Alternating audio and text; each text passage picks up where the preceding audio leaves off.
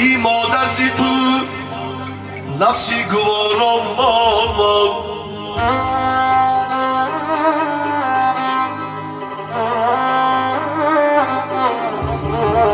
حرفهای شکری لبریزی معنام مامان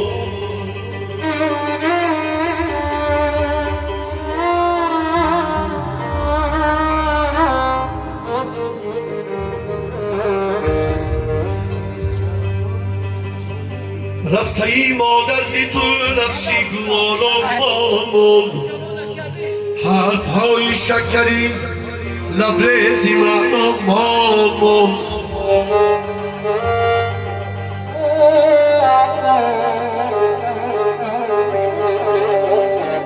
می نشستی در کنارم الله گویان هر نفس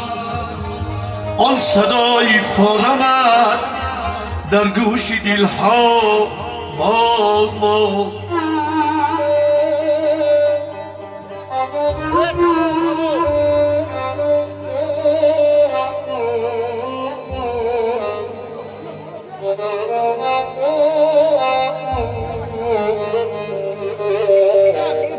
مادرم به تو چراغی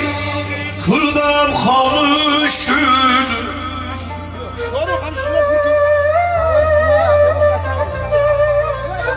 مادرم به تو چراغی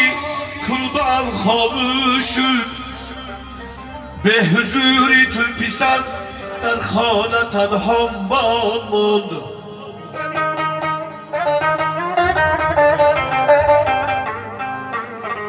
اشکی چشمانم نشانی آبی دریا ریخت ریخت داغ و دردی به شمارد در دلی مامان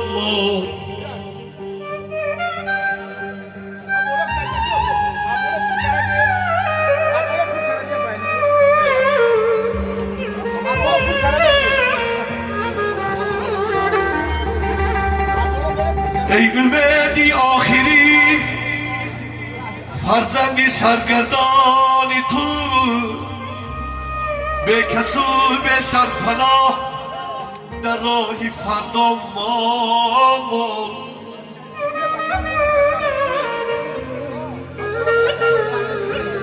تو بزری خاکی سرد و کوه زادت تا ابد سینه چاک و دل فگاری روی دنیا ماما